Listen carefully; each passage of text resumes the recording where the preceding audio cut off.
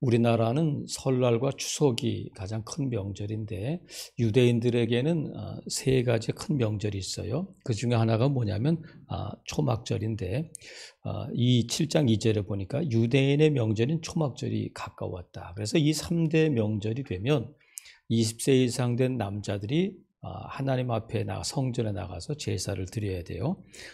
초막절이 됐을 때에 예수님의 육신적인 동생들이 예수님께 대해서 그렇게 잘난 척하고 그렇게 인기 끌기를 원한다면 사람들이 많이 모이는 이 초막절에 예루살렘으로 가서 사람들에게 보이세요. 그때 예수님께서 뭐라고 말씀하시냐면 내 때가 아직 이르지 않았다. 이렇게 말씀하시고는 동생들 먼저 올라가라. 이렇게 말씀하셨는데 14절에 보니까 이미 명절의 중간이 됐다. 그래서 이 초막절은 8일 동안 진행이 되는데 이제 4일째쯤 됐을 때 예수님께서 예루살렘에 가셔서 성전에 가셔서 무엇을 하셨느냐면 14절에 보니까 성전에 올라가서 가르치셨다는 거야. 누구를 가르치셨냐면 15절에 보니까 유대인들을 가르치셨는데 예수님께서 유대인들을 말씀으로 가르치시잖아요. 말씀이신 예수님이 말씀으로 하나님의 말씀으로 유대인들을 가르칠 때에 이 말씀을 들은 유대인들의 반응이 세 가지로 나오는데 오늘 본문에 보니까 첫 번째는 어떤 반응이 있느냐면 15절을 보니까 유대인이 놀랍게 여겼다는 거예요. 말씀을 듣고 놀랍게 여겼는데 왜 놀라우냐면 이 사람은 배우지 아니하였거늘 어떻게 글을 아느냐. 그러니까 한글을 아는구나. 히브리어를 ABC들을 아는구나. 이것이 아니라 16절에 보면 예수께서 대답하여 이르시되 내 교훈 이렇게 말씀하시는 거니까 지금 예수님께서 이 사람들을 가르치시잖아요. 그러니까 국어를 가르치시는 것이 아니라 교훈을 하나님의 말씀을 가지고 가르치는데 이 사람들이 놀라. 왜냐하면 보통 가르치는 사람을 누구라고 부르면 랍비다 이렇게 부르는데 랍비에게 훈련받고 교육받은 사람이 가르칠 수 있어요. 그런데 예수님은 누구에게 랍비에게 교육받은 적이 없거든요. 근데 어떻게 이렇게 가르칠 수 있느냐 하면서 놀라니까 예수님께서 가르치신 내용에도 놀라지만 내용보다는 사람 자체에 놀라는 거예요. 아니 어떻게 배우지도 않고 이렇게 가르칠 수 있느냐. 근데 예수님의 그 가르침 자체가 탁월하시고 예수님의 가르침 자체가 다른 서기관들이나 랍비들과 다르기 때문에 놀라지만 예수님 자신에 놀라는 거예요. 유대인들이. 배우지도 않고 어떻게 이렇게 가르치느냐. 한데 이렇게 놀람에 대해서 예수님께서 뒤에 또 다시 말씀드립니다만 놀랬다는 거예요. 첫 번째 반응. 그 다음에 21절에 보니까 예수께서 대답하여 이르시되 내가 한 가지 일을 행하면 너희가 다 이로 말미암아 이상히 여기는도다. 여기서 이상히 여긴다는 것은 15절에 좀 아까 말씀드린 놀랍다 이 단어하고 같아요. 그래서 다른 번역본은 놀랐다 이렇게 똑같이 기록하고 있어요. 그러니까 이상히 여겼다는 것은 놀랐다는 게. 근데 다른 것은 뭐냐면 똑같은 단어를 쓰고 있는데 15절에서는 좀 긍정적인 의미라면 이 21절에서는 부정적인 의미로 놀란 거예요. 그러니까 15절에서는 그 말씀을 듣고 놀란 사람들이 있는데 20절에 보니까 이 유대인들이 누구냐? 무리가 이렇게 돼요. 무리가. 이 무리가 이 말씀을 듣고 이상히 여겼다. 놀랐는데 왜 그러냐면 뭐에 대해서 놀랐냐면 예수님께서 그들에게 대해서 뭐라고 말씀하셔? 19절에 보니까 모세가 너희에게 율법을 주지 아니하였느냐? 너희 중에 율법을 지키는 자가 없다. 너희가 어찌하여 나를 죽이려느냐? 이렇게 말씀하시고 그들에게 말씀하시니까 유대인들이 이렇게 물어봐요. 미친 거 아니야? 누가 당신을 죽이려고 해? 귀신 들렸구나? 이렇게 말한단 말이죠. 그러니까 예수님께서 이미 유대인들의 마음을 아신 거잖아요. 그래서 내 때가 아직 이르지 않았다. 그래서 명절 시작될 때 예루살렘에 오시고 성전에 나타나면 무리들이 또 예수님을 죽일 수 있으니까 예수님께서 내 때가 아직 이르지 않았다 하셔서 명절 중간에 올라가셨는데 이 말씀을 듣고 무리들이 이상히 여긴 것은 뭐냐면 아니 자기들이 예수님을 죽이려고 한다니까. 아니 우리 귀신 들린 거 아니야? 우리가 언제 당신을 죽이려고 했단 말이야? 이렇게 말해요. 그러면 예수님의 말씀이 맞겠어요? 유대인들의 말이 맞겠어요? 예수님은 그들의 마음을 이미 그들의 의도를 알고 계셨단 말이죠. 그러니까 그들은 그 마음에 있는 것이 들킨 거예요. 그리고는 이상히 여겼다는 거예요. 말씀이 그들을 찌르고 말씀이 그들의 어둠을 드러내니까 그들이 놀랐다는 거야. 그리고 또 어떤 반응이 있느냐면 23절에 보니까 모세의 율법을 범하지 아니하려고 사람이 안식일에도 할례를 받는 일이 있거든. 내가 안식일에 사람의 전신을 건전하게 한 것으로 너희가 내게 노여워했다. 그러니까 예수님의 말씀을 듣고 놀란 사람들이 있고 이상히 여기기도 하고 같은 사람들이 다른 반응을 보이는 거예요. 또 어떤 사람들은 화를 낸다는 거예요. 왜, 뭐 때문에 화를 내냐면 왜 모세가 우리에게 주신 그 율법을 범하느냐? 그것 때문에 지금 화를 낸다는 거야. 근데 그 유대인들이 지금 예수님을 향해서 화를 내고 있는 노하는 이유가 뭐냐면 예수님께서 베데스다 연못가에 누워있던 38년 된 병자를 고쳐주셨어요. 근데 그날이 언제냐면 안식일이야. 안식일에는 병든 자를 고치면 안 되고 일을 하면 안 되는데 예수님께서 안식일을 범한다고 해서 지금 무리들이 화를 내고 있는데 예수님이 화를 내고 있는 그들에게 뭐를 말씀하시냐면 야, 너희 아들을 낳으면 모세 율법에는 8일 만에 할례를 행하도록 돼 있어요. 아들을 낳으면 8일 만에 할례를 행해야 되는데 8일째 되는 날이 안식일이야.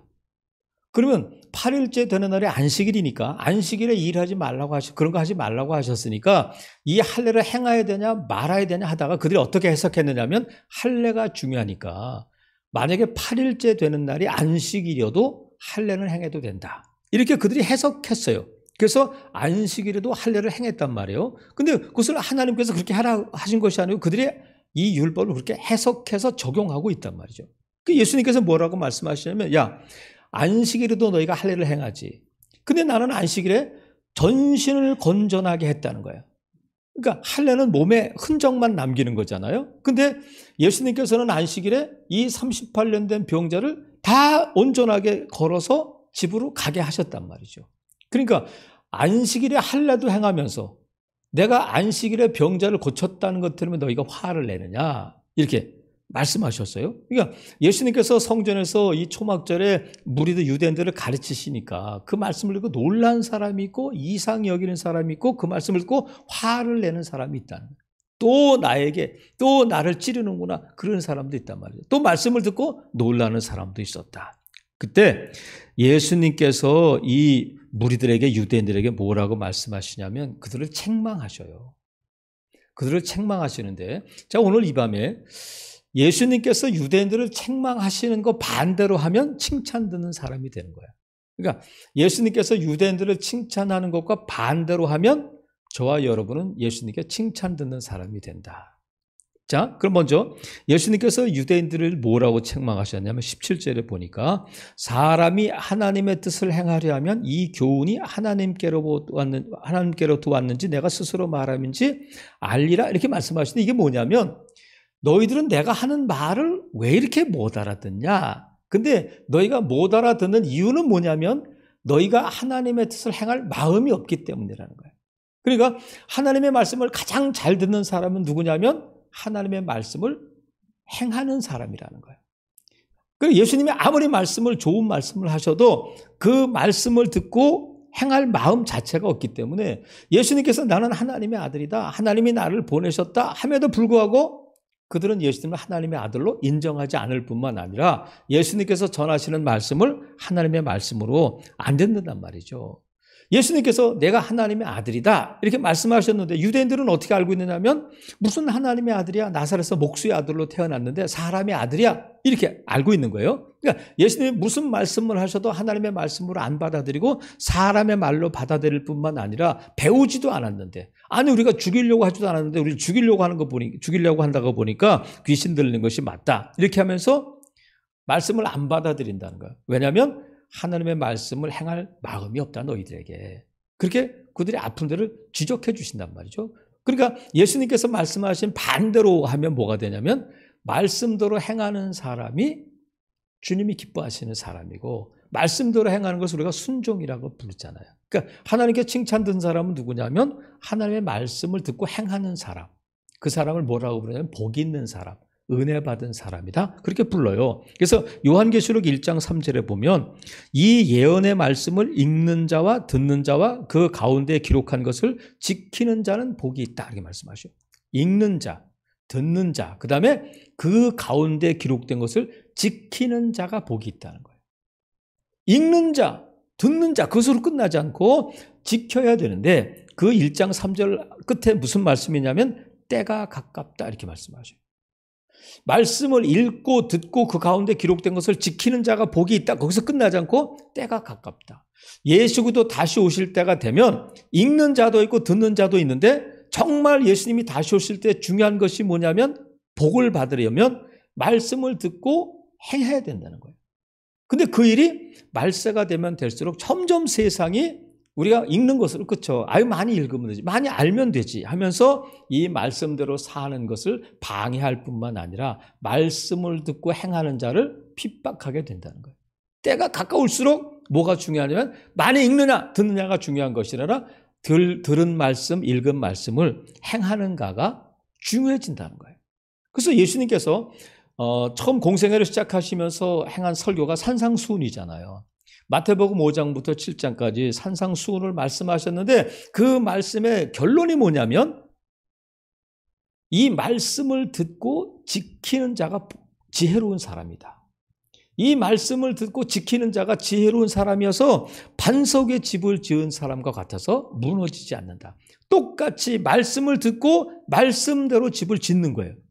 근데 어떤 사람은 모래 위에 그 집을 설계도를 가지고 어떤 사람은 그 집을 모래 위에 짓고 어떤 사람은 그 설계도를 가지고 반석 위에 짓는다.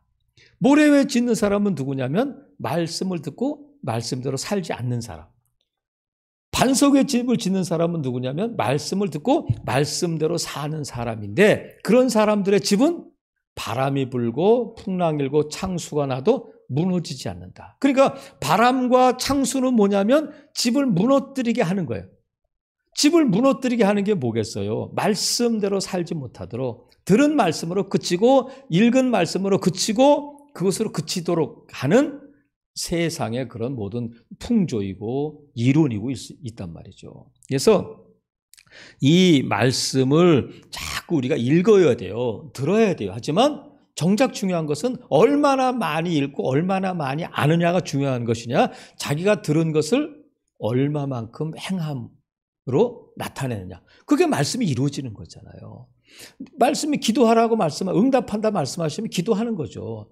용서하면 내가 용서한다 말씀하시면 하나님의 용서를 받기를 원한다면 용서해야 되는 거죠.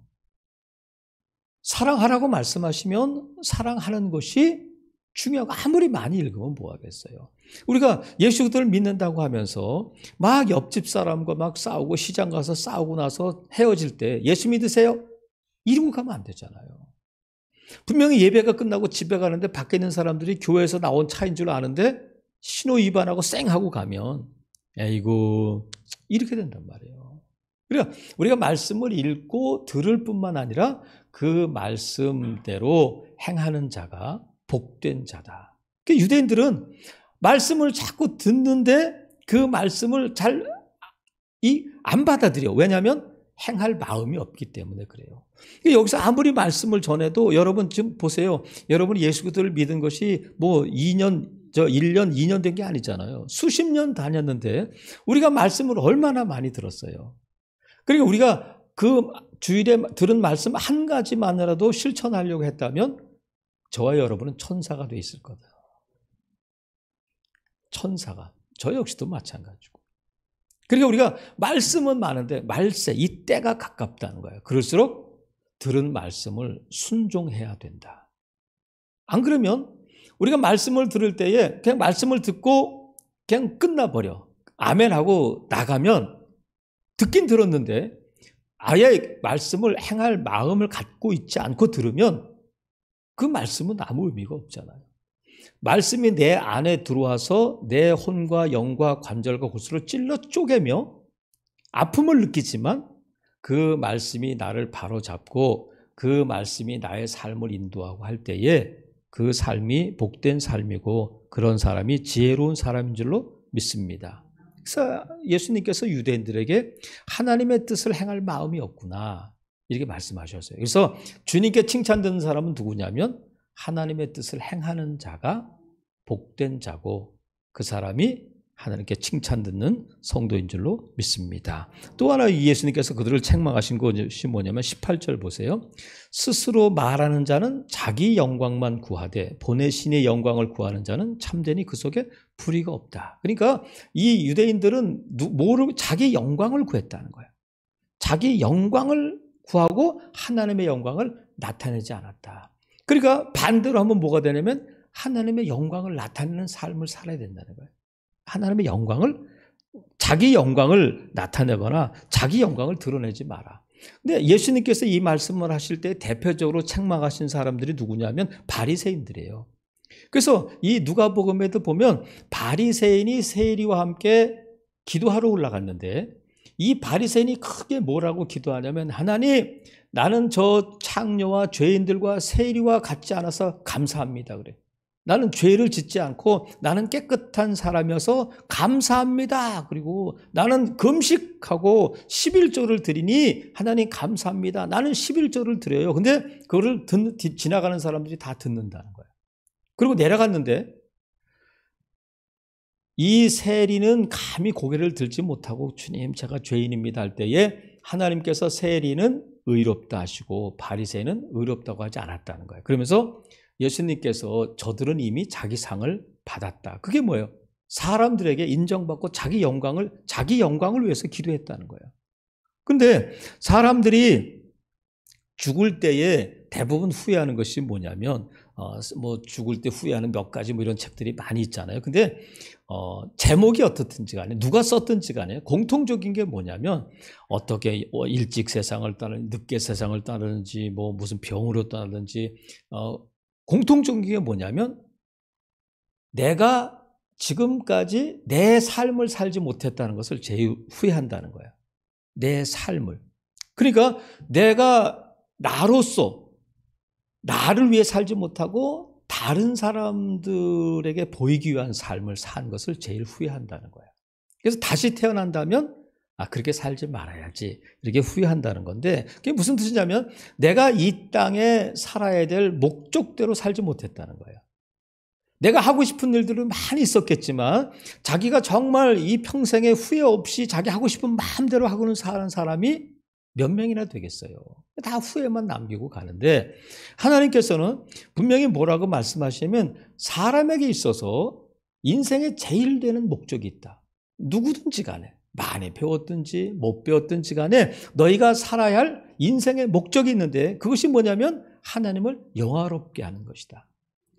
그래서 사도 바울을 통해서 하나님께서 너희가 먹든지 마시든지 무엇을 하든지 다 하나님의 영광을 위해서 하라는 거야. 우리가 살아야 할 이유, 이 땅에서 살아야 할 이유는 모두에게 똑같은 목적이 있는데 그것이 뭐냐면 하나님의 영광을 나타내는 일이다. 그것이 뭐냐면 하나님의 이름을 높이는 일이라는 거예요.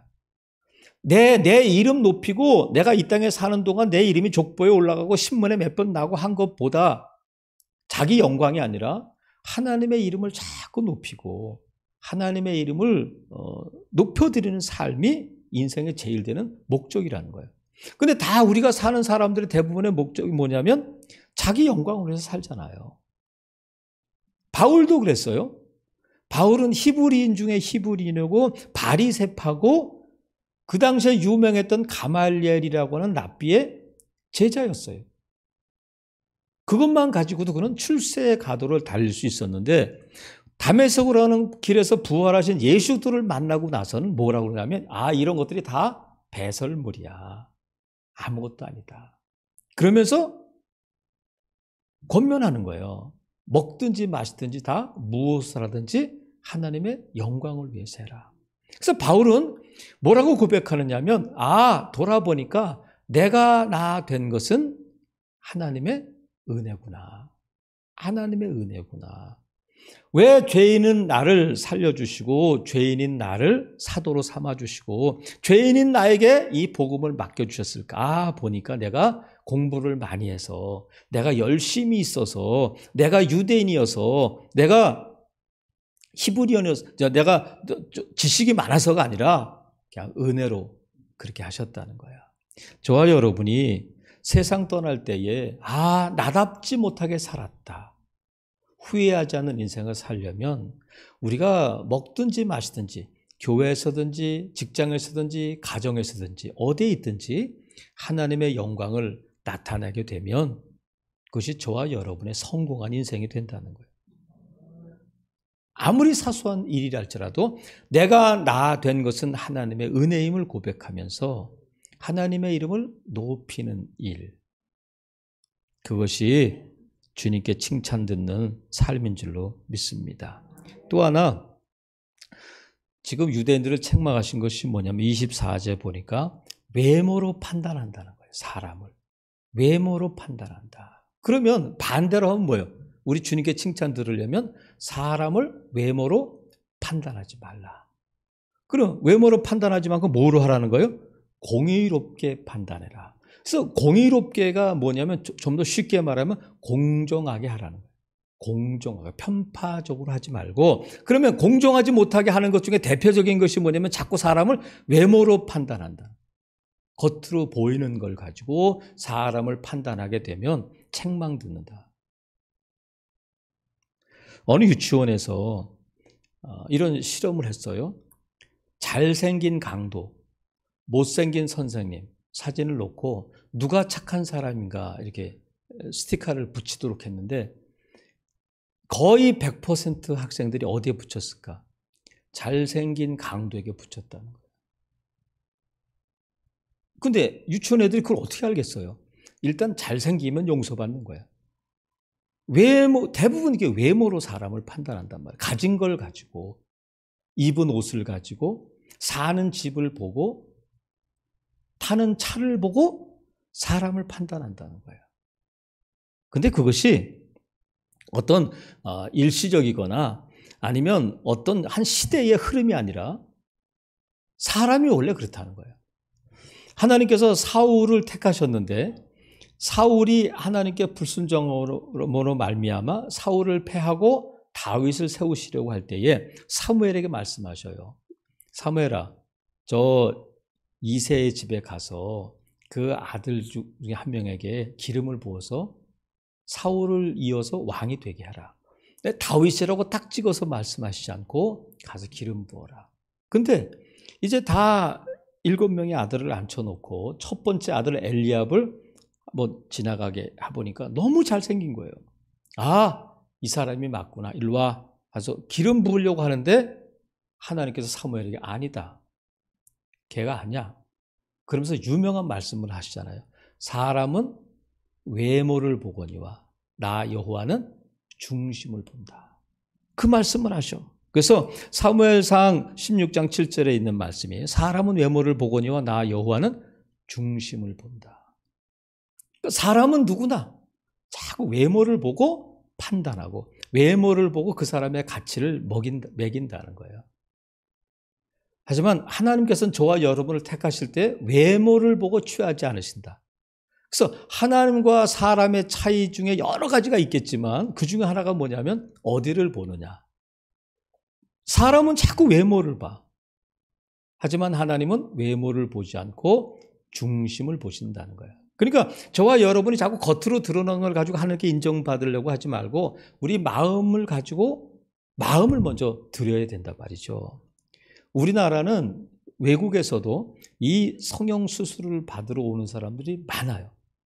그러니까 우리나라 성형수술은 세계적인 수준이에요. 강남에 가보면 막 이렇게 한자어로 러시아어로 막 그렇게 써놓은 성형외과가 많더라고요. 왜 우리나라의 성형수술이 세계적 수준이라는 것은 다른 말로 하면 우리나라 사람들은 사람을 자꾸 외모로 본다는 거예요. 보이는 걸 가지고. 그리고 우리나라 사람들은 이 외모로 판단받는 것을 당연하게 여긴다는 거예요. 그래서 일단 취업을 준비하고 있는 학생들이 막 다른 자격증을 따고 공부를 열심히 하기도 하지만 뭘 하느냐면 취준생들이 성형수술을 받는다는 거예요. 왜? 일단 외모가 스펙이라는 거예요. 외모가. 다이어트도 하고 운동도 하고 잘 보이려고. 그래서 우리가 사람을 자꾸 외모로 보는 유대인들을 지금 예수님께서 책망하시잖아요. 외모로 판단하지 마라. 예수님이 하시는 말씀이나 아니면 예수님께서 병자를 고치시는 것이나 기적을 베푸시는 것을 보면 이건 사람의 일이 아니구나. 하나님이 하실 수 있는 일이구나. 하나님이 주신 능력이구나 하고 판단해야 되는데 나사렛 예수야, 목수의 아들이야, 공부한 적이 없어, 배운 적이 없어 그러면서 자꾸 예수님을 고향 따라서, 학식 따라서 판단한단 말이죠. 우리가 볼 때도 강남에 사는 사람은 시골에 사는 사람보다 더 똑똑해 보이고 괜찮은 사람처럼 여기잖아요. 작은 차 타는 사람보다는 1억짜리 비싼 차 타는 사람은 훨씬 더 괜찮은 사람인 것처럼 그렇게 생각한단 말이죠. 그런데 이런 시각이, 사람들이 보는 시각이 교회 안에도 들어온단 말이죠. 교회 안에도. 그래서 야고보서에 보면, 전에도 말씀드렸습니다만 야고보서는 신약 성경에서 제일 먼저 쓰여진 성경으로 봐요. 그러면 예수 그리스도를 믿는 그 핍박 가운데 교회를 세우고 예수님을 믿는 성도들에게 이 편지를 썼는데, 그들에게 믿음에 대해서, 말에 대해서 할 때에 뭐에 대해서 또 말씀하냐면 사람을 자꾸 외모로 보지 마라. 그 당시에 그런 풍조가 있었던 거죠. 그래서 회당에 사람이 들어오면 너희가 좋은 옷을 입고 온 사람에게는 좋은 자리를 주고 일로 오세요 하고, 좀 가난한 사람이 오고 냄새나는 사람이 오면 당신 여기 서 있어, 아니면 내 발등상에 여기 주저앉아, 이렇게 한다는 거예요. 그래서 야고보를 통해서 하나님께서 야, 그러면 안 되잖아. 사람을 그렇게 입은 옷을 가지고 또 재산을 가지고 판단하면 안 되잖아, 이렇게 말씀하셔요. 그러니까 시대를 떠나서 지금 어느 시대든지 간에 자꾸 사람을 외모로 보는 일은 공정하지 못하다. 사람을 많이 배운 걸 가지고 판단하는 일은, 많이 배운 사람이 못 배운 사람보다 훨씬 훌륭하다고 하는 것은 외모로 판단하는 거라는 거예요. 우리가 많은 실수하는 가운데, 저도 그런 경험을 하면서 야, 저 목사님은 외모를 보니까 목회는 잘 못하시겠다 했는데, 안 그런 목사님 훨씬 많잖아요. 저 사람은 성격이 안 좋겠다 했는데 겪어보니까 안 그런 사람, 좋은 사람 많잖아요. 그러니까 우리가 자꾸 사람을 외모로 판단하다 보면 뭐가 되냐면 선입견이 생겨. 어느 지역 사람들은 뭐가 어떻고, 혈액형이 모인 사람은 어떻고, 이렇게 자꾸 선입견을 갖게 된단 말이죠. 그래서 그 사람이 일단 혈액형을 물어보고 성씨를 물어보고 자기가 그걸 가지고 판단을 해요. 그건 공정하지 못하잖아요. 저와 여러분이 이 외모로 판단하지 말라 하시는 예수님 말씀처럼 우리가 누구를 볼 때 공정하게 대할 수 있어야 된다. 그러면 우리 주님이 잘했다 이렇게 말씀하신다는 거예요. 그래서 우리가 지금 누군가에게는 내가 선의를 베풀고 누군가에게는 좋은 말을 한마디라도 좋은 말을 하는데, 내가 누군가에는 자꾸 안 좋은 말이 나오고 하는 것이 공정한 것인가? 주님도 그렇게 하실까? 그 말씀을 행하는 자란 말이죠. 사랑하시는 성도 여러분, 오늘 이 말씀이 여러분에게 놀라운 말씀인가요? 아니면 이상한 말씀인가요? 아니면 화나게 하는 말씀인가? 말씀을 들을 때에 유대인들이 그렇게 반응했다니, 놀랍구나. 이상하네. 귀신 들렸나 봐. 아니 왜 저럴 수 있어? 하고 말씀을 듣고 화를 내고 이상히 여기는 사람들이 있는가 하면 놀랍게 여기는 사람도 있었다는 거예요. 살아계시는 성도 여러분, 너무 당연한 말씀이고 너무 뻔한 말씀 같지만 하나님께 칭찬 듣는 사람은 누구냐면 하나님의 뜻을 행하는 사람이다. 그리고 하나님의 영광을 위해 사는 사람이고, 또 사람을 공정하게 판단하는 사람을 하나님이 칭찬하신다는 거야. 이 사람이 저와 여러분이 되기를 주님의 이름으로 축복합니다. 아멘. 기도하겠습니다.